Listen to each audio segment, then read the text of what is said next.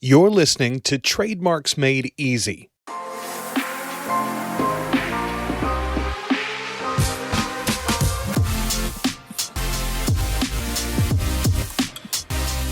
Trademarks Made Easy is the podcast focused on helping brand owners in the e-commerce space. With your host, Suzi Hixon, the private label lawyer. But don't worry, you won't find too much legalese here.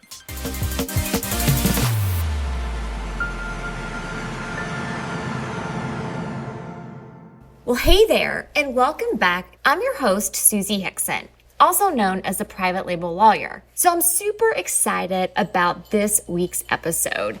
Actually, the next 2 weeks. This was such a great interview that I had with Miss Leta from Intentionally Bare. So this is actually my first true interview with an amazing brand owner. My previous interviews have been with industry experts. So if you haven't had a chance, make sure you go back to some of the prior episodes and give them a listen. I had an interview with Karen and Neil Gortzman from Private Label University, Andy Hooper from Global Ecom Experts, and of course, Gary Wang when we talked about China and trademarks and private labels. So those were all really informative interviews, but I feel like it's so important to also hear the stories of other brand owners and learn about their wins and of course their losses, because there's so much that we can learn.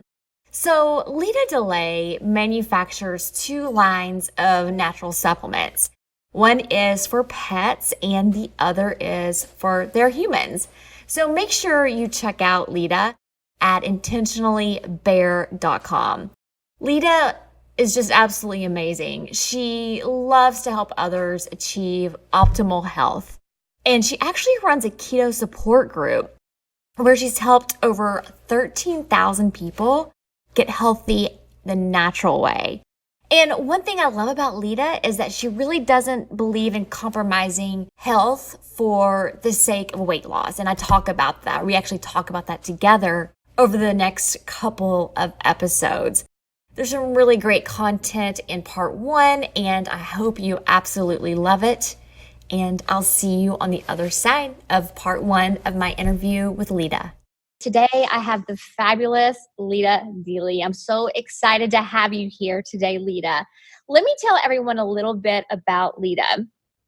So I'd asked Leta if I could have her media bio, and she said, "What do you think I am? Famous?" So you're going to get a good little taste of Leta here. But Leta is a 21-year-old wife and mother. Right, you're 21.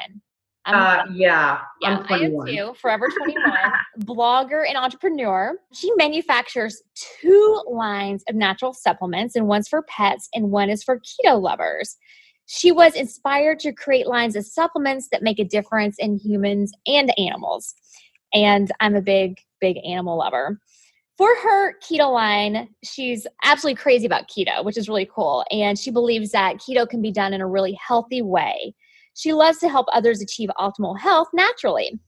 She runs a keto support group, and she's helped over 13,000 people get healthy naturally. And I'm assuming you're not including dogs in that number, so that can be even more. Yeah. And Leta's my client, and I'm lucky enough to have gotten some awesome samples from her for her pet supplements. And so I know that you could add 1 to that number because I know it helped my little Sadie, who is my little dog. She may make an appearance in a minute if I can wake her up. She knows that healthy keto has really changed her life in so many ways. She believes that her health problems have been resolved. She has incredible energy and stamina, and she really looks at keto as a lifestyle. And she feels better now than even when she was in her 30s. So I was kind of kidding about the 21, but yeah, add 31 years to the 21, and you'll have the 52 number. So yeah, I tell people, like, as my birthdays increase after 21, it's like the 5th anniversary of my 21st birthday, but we're well beyond the 5th anniversary of the 21st birthday. So the cool thing is that Leta has been inspired to develop a line of 100% natural keto products that not only makes our lives easier, but makes them healthier. And she's really proud of their Intentionally Bare keto product line. And one thing I love about one thing that she said is that she never wants to compromise health for weight loss. And I think that people really get that confused. And if anyone is listening who's kind of wondering, like, why is Suzi speaking with someone who does keto or, who's into health? Leta has been one of my beloved clients for several years now. Mhm. And one thing that I've wanted to do with this podcast is, in addition to me talking about the importance of trademark selection, which I could talk about every day, all day, I like interspersing these podcast episodes with interviews of industry experts, which by now you all have heard several, and also brand owners, because I feel like there's so much that we can learn from fellow brand owners in this space.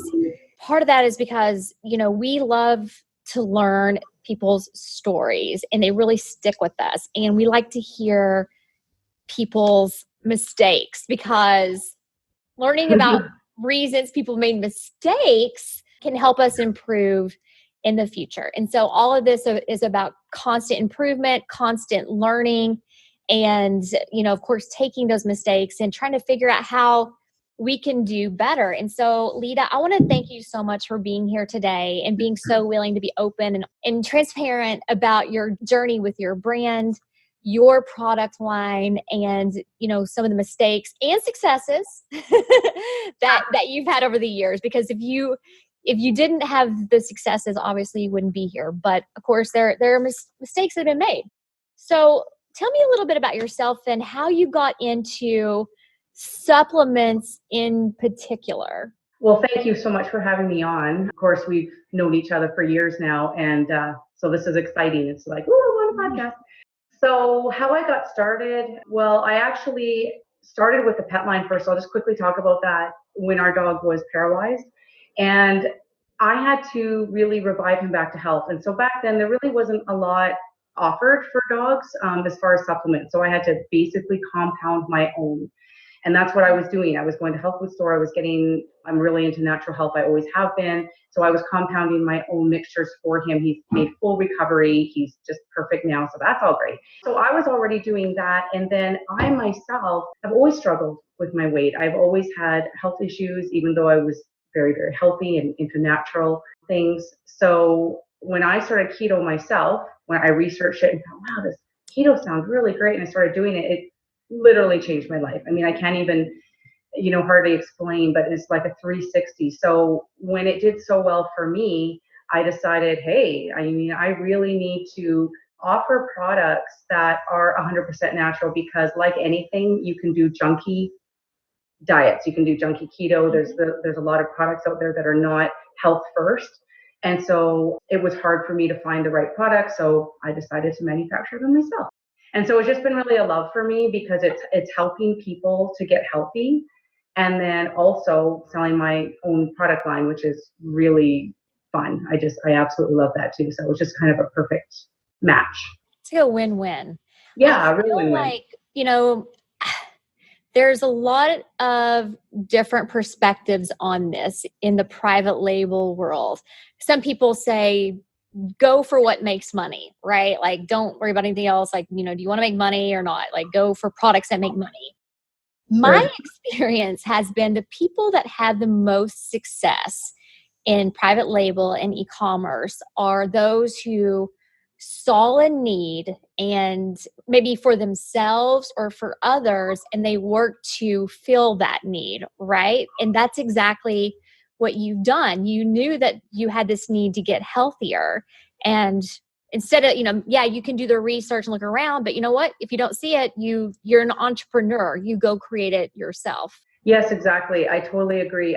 First and foremost, I would only myself personally, I would only manufacture anything that I feel passionate about, that I would 100% use and feel is the best product for either myself or my pet. So that's number one. And number two, out there in all kinds of spaces, really, it's really easy to kind of cheap out, I guess, and make things not as good to save money. Like, as a manufacturer, I would make more money if there were certain ingredients that I included, or certain ingredients I didn't include, or if I didn't grow organic.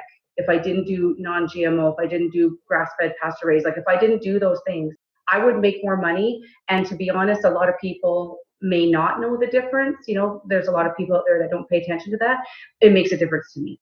So, I will always go the high road. Like if I'm not going to use it, I'm not going to sell it. So Right. it's got to be absolutely the best. You just have to feel passionate.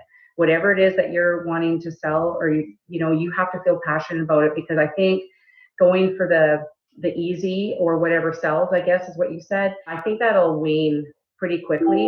And when there's hard times, which we will get into here a little bit about when things happen, that's when your resolve really kicks in. What is your why? Mm-hmm. What is your reason for doing this? Because that's what's going to really keep you. That why is sort of your anchor that brings you back to why, or, why is it worth doing this and fighting for this? And every entrepreneur and every business will face obstacles at some point during their business or some type of resistance. Mm-hmm. But kind of going back to that why really just reestablishes sort of that resolve to continue moving forward. And I feel like in this, I work with a lot of different sellers, but I feel like people who have a passion for their product, or maybe it is a hobby product, maybe they found a sport they loved. I'm thinking of a particular client right now who happens to be absolutely in love with a particular sport. And so he's kind of developing a product line around it. And I probably should have him on the podcast at some point. Yeah. There's just this passion there. And I know that if he faces obstacles with respect to this product line, and he will, something crazy is going to happen coming out of China. Something's going to get inevitable. Customs. I mean, this stuff is going to happen, right? Mm-hmm. So he's going to revisit his why. He loves his sport. And I feel like that's analogous to what you're doing.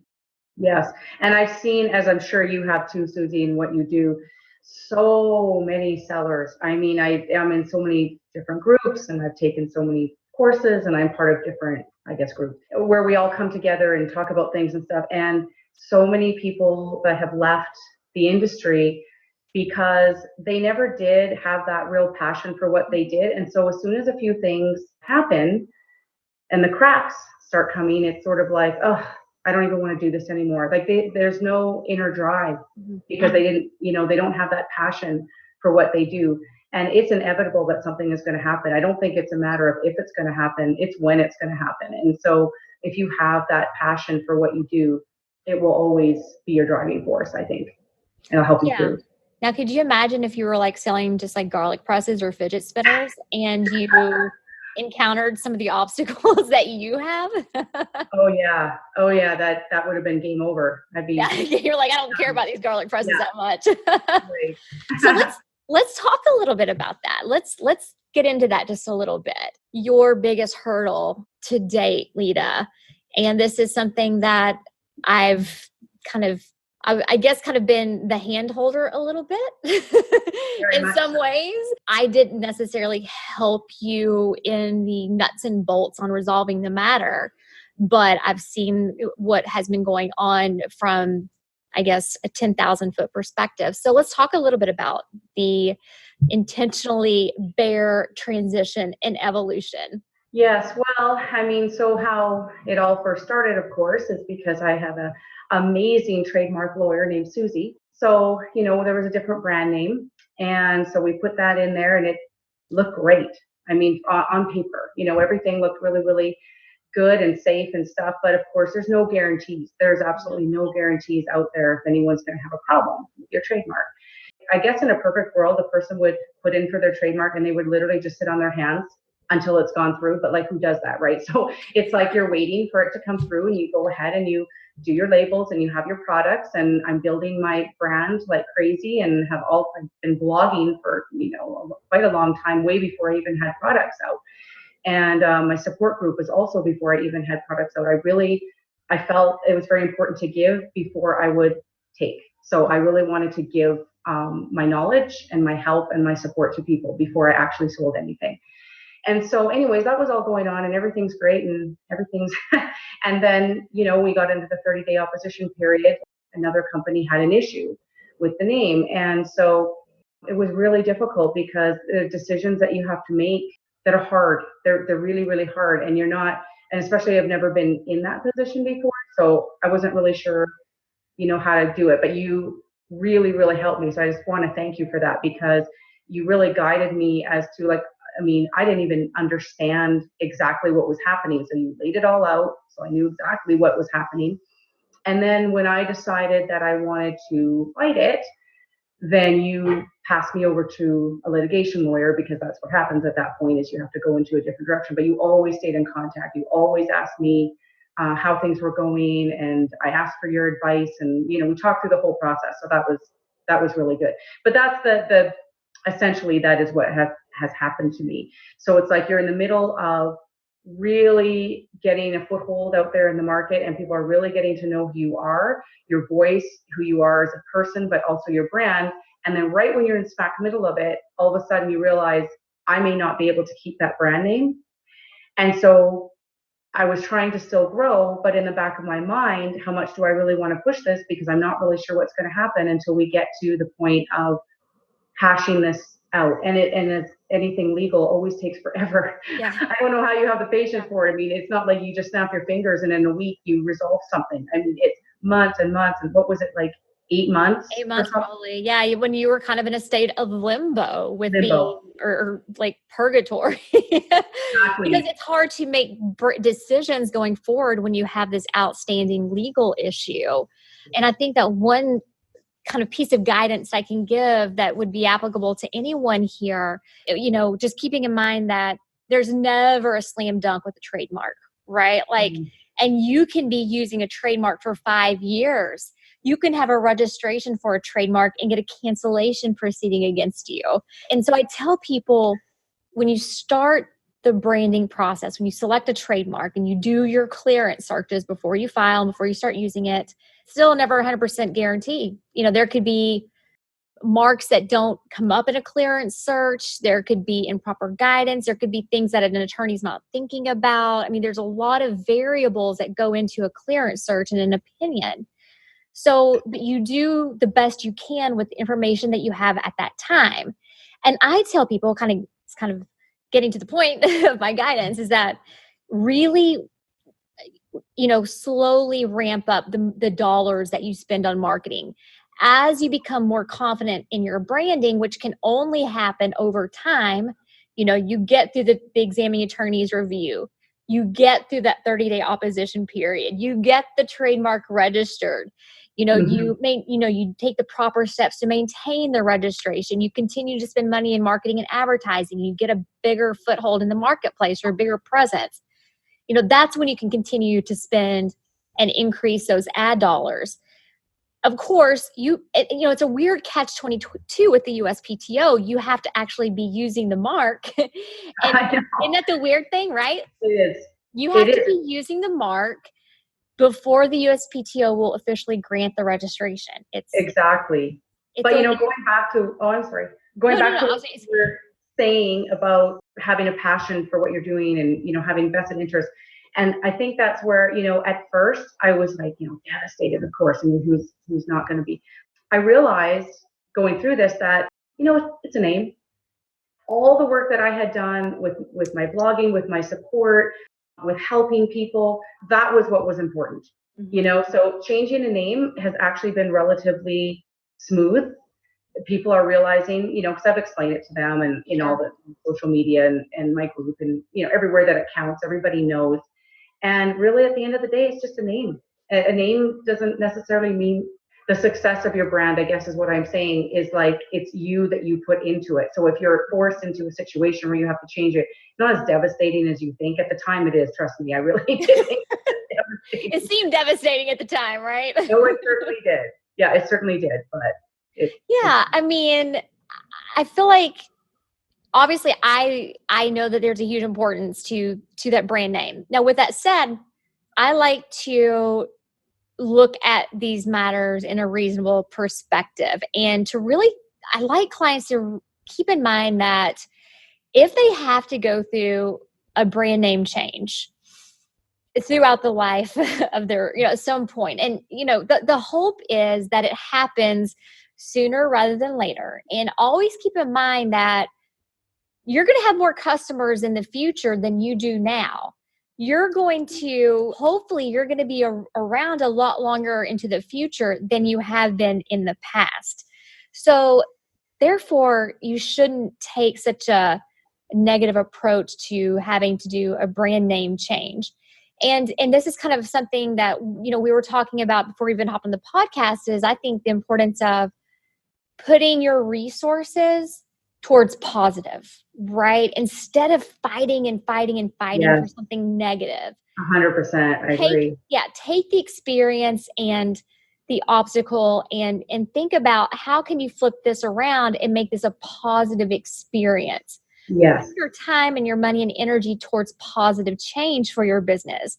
And I think that one thing that you touched on that is really important is sort of how you tapped into your market and the people that already love you and know you and your product, and you involve them sort of in this change, and you let them know about that, and you let this obstacle kind of create a touch point for you for your customers.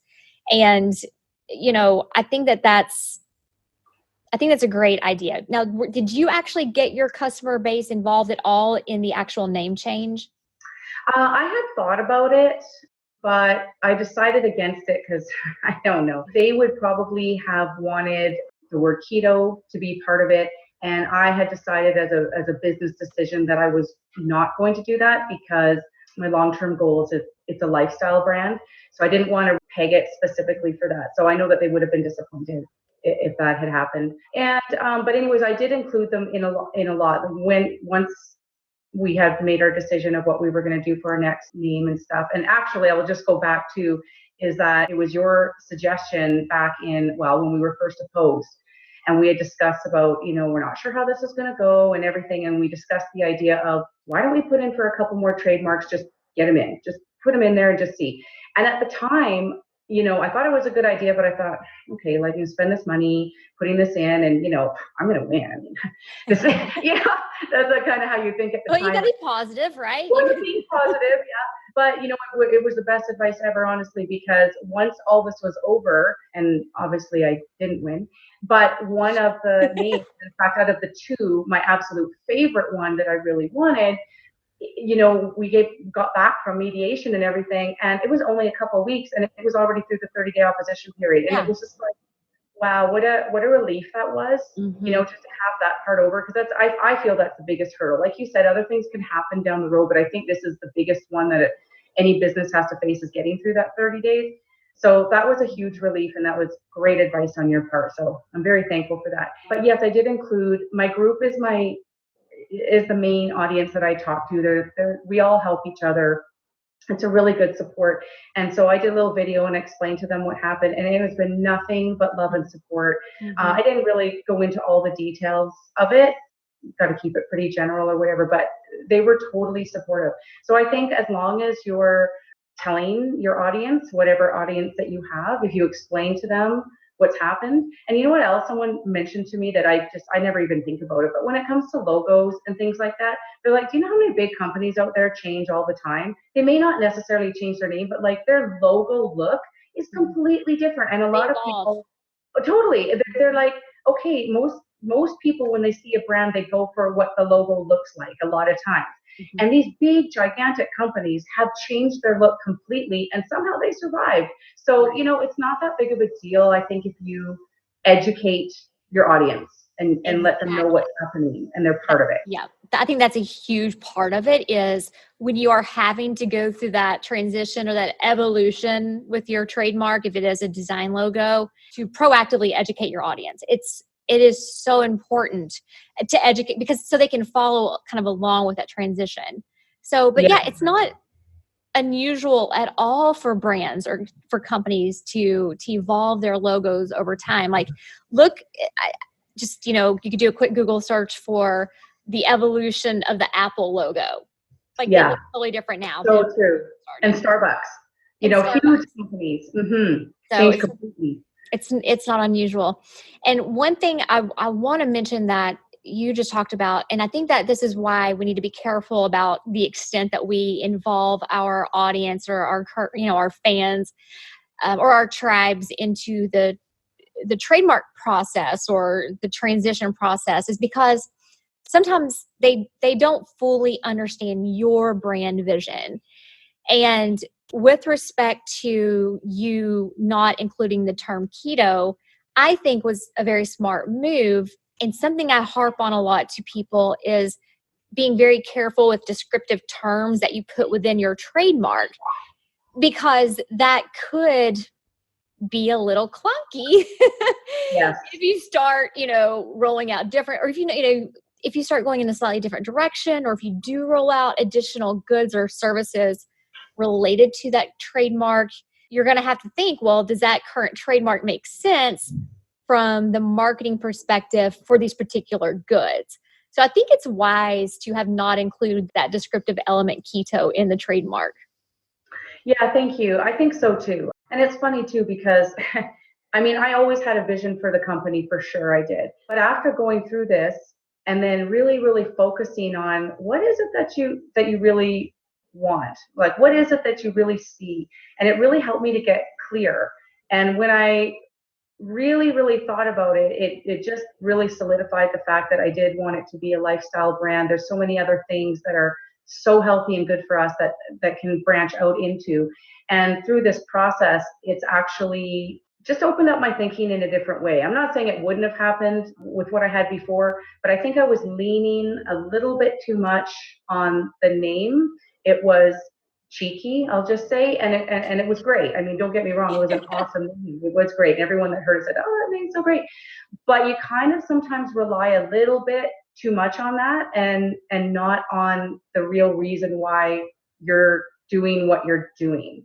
So it just helped me to really get clear. So I feel like in a way it's helped me and benefited me as a person, but also for the company. I think that's awesome.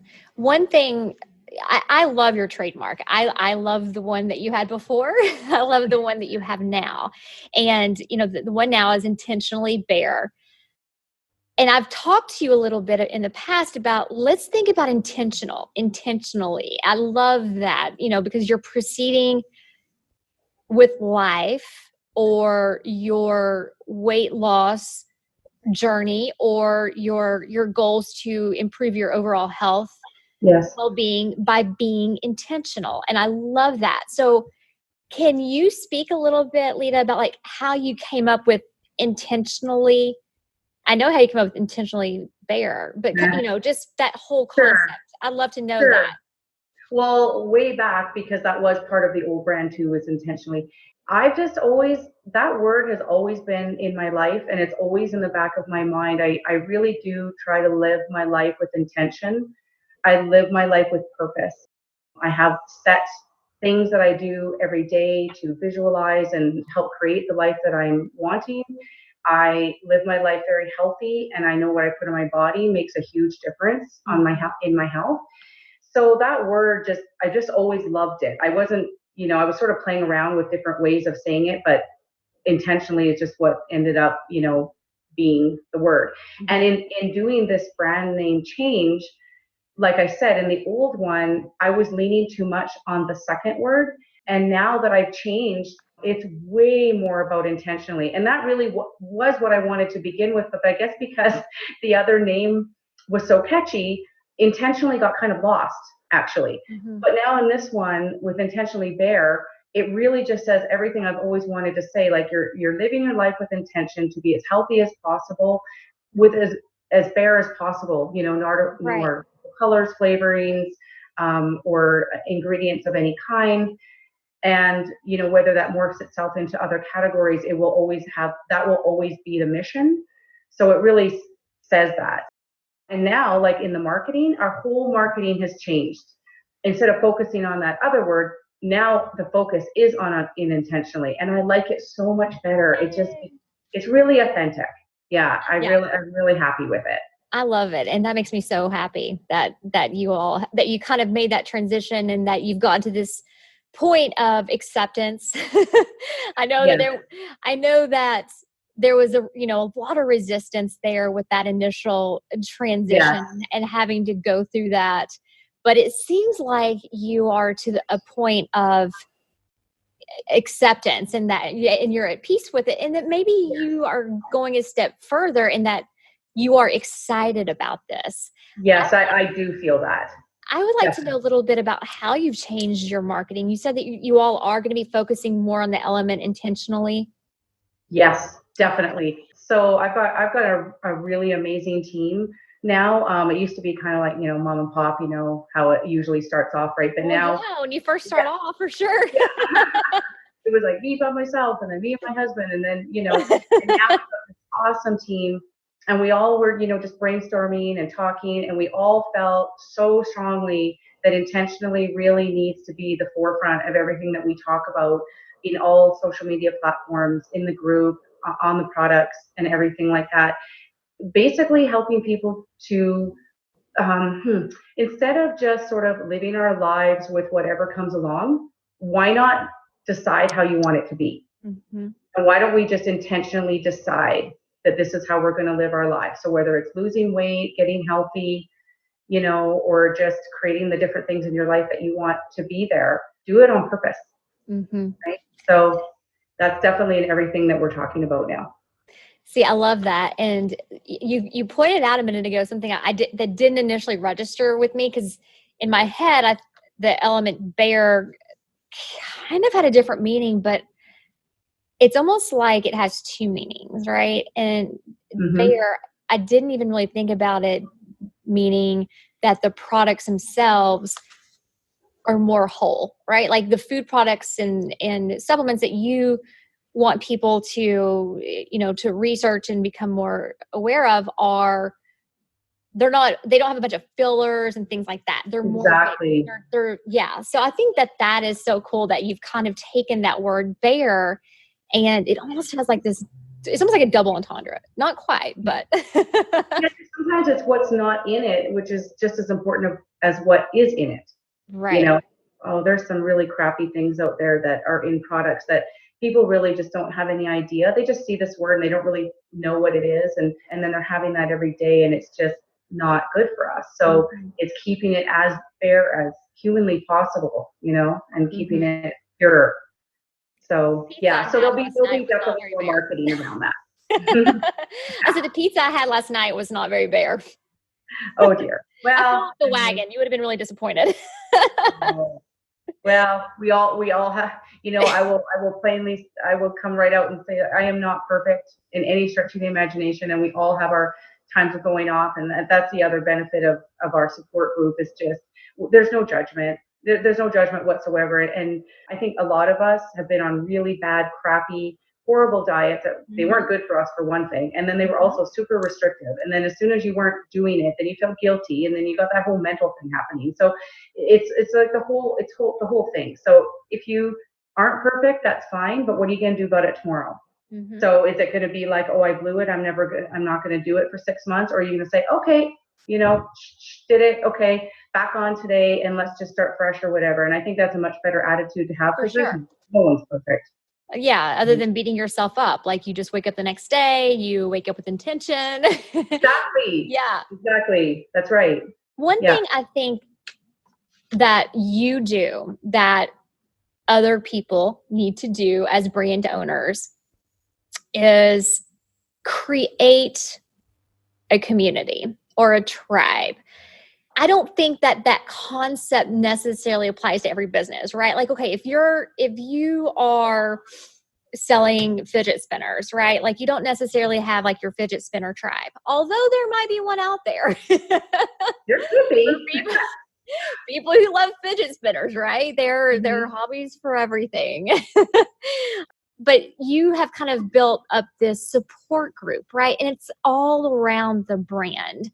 And I think that doing that for a lot of different brands is really one way to kind of drive home the recognition and the loyalty of the consumer, right? Kind of like what you said, like, even though you had to do a name change, your peeps, excuse it, your peeps are still hanging with you. They're still hanging with the source. It doesn't matter that the source indicator, the trademark, changed. They are still with you and they are still with your products. And I'm wondering, and this is I'm thinking aloud about how something like that applies to other brands that might be out there. If you're a brand owner, that's something that you need to think about.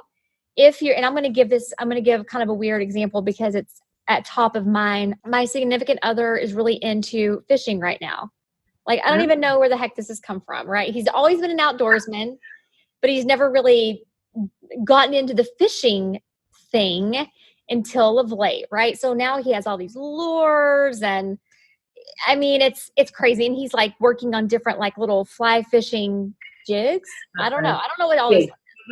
But anyway, our family did the fishing, so yeah. Okay, so you probably might know what's going on. I mean, you would know what's going on here. Like, he'll bring home all this bait and these lures, and I always look at the brands just because that's what I do. I pay attention to them just to see, like, who are these people, and have I heard of this company? And I guarantee that a lot of these fishing lure companies, or just fishing related companies in general, have a huge following, right? And they're probably developing sort of their own tribe around their branding. And I guess the reason I'm bringing this up is it's just one of those really niche things that, if you own a brand and you're in a particular niche, you can kind of develop your own tribe of people. Like, I don't want to call it really a support group, but like a community, maybe a community is the better word, where people come and talk about their lures, and they show pictures of their lures, and maybe they made one, right? Maybe they made a fly on their own. And, I think that concept can apply to a lot of different niches. It sure can. And it's not just, mine's a little on the easier side, of course, because we're supporting each other and we are trying to help each other to lose weight and get healthy. But I've heard of so many other groups out there where you would think, boy, would that ever be difficult to get a group together or a tribe or people to, just be part of the movement, I guess. Yeah. And I heard of one. I was at a conference, and I actually forget the brand name right now because it was a men's hair care product. And what they did was they just started off with, hey, I'm this dude. I have a hard time with my hair. I'm going to develop this line of products because I find it very difficult, whatever. And so, like all of us, we just start off on our own or whatever. And it has grown into this massive, massive community of men, all ages, showing pictures. It's mostly Instagram. Because that's their age demographic. I'm more Facebook of who are into my products.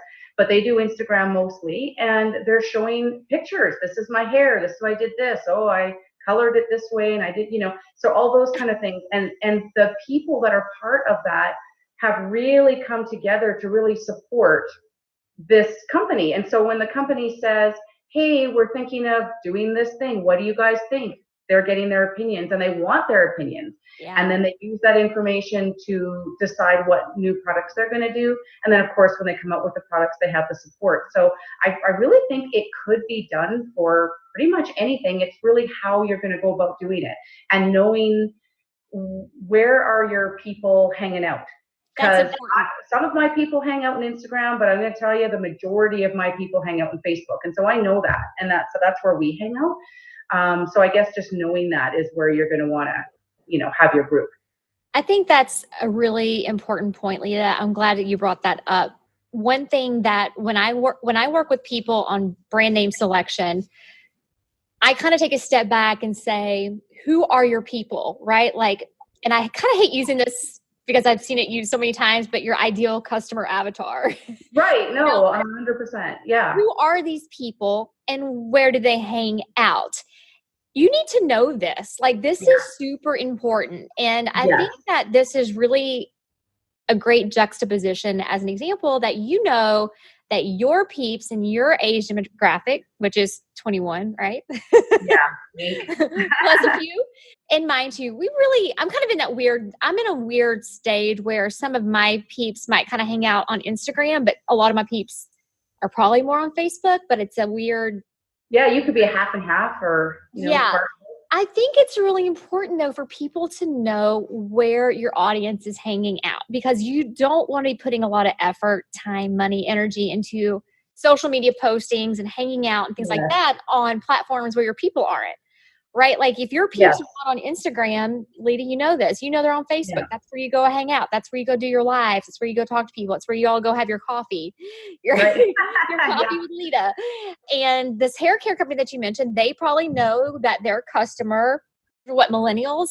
Is that what the youngsters are these days? They're millennials. I think so. Yeah. So, and they are on Instagram. And they know that. So I think people need to really sit down and think about where your people are. Right, And exactly. Where they feel comfortable. yeah, and that's a good point too. Where do you feel comfortable? Because you can find your people, right? Some people are more comfortable with Instagram. Some people are more comfortable with Facebook. Some Yes. people are more comfortable with Twitter, which I'm not really sure what's going on Twitter at any. Yeah, I don't really either. I can get on Instagram. I'm super great on Facebook.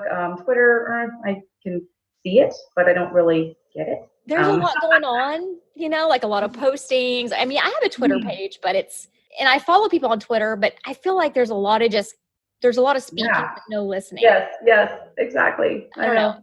That's all for today's episode. Thank you so much for tuning in. I hope you absolutely loved it, and I really hope you found it of value. So in my next episode, we're going to dive in with part 2 with Leta. So make sure you subscribe so you don't miss a thing. And remember, never stop learning. Thanks for listening to Trademarks Made Easy with Suzi Hixon, the private label lawyer. If you enjoyed the show, please subscribe anywhere you find podcasts or at theprivatelabellawyer.com. Remember, the information provided in the Trademarks Made Easy podcast should not be construed as legal advice. It's for informational and entertainment purposes only. It should not be considered a substitute for legal advice. Also, I'm not your attorney. You should engage with an attorney to discuss your specific legal issues. And finally, while I have taken precautions to ensure that the content of my podcast is current and accurate, errors can occur, and thankfully, like us, the laws are ever evolving.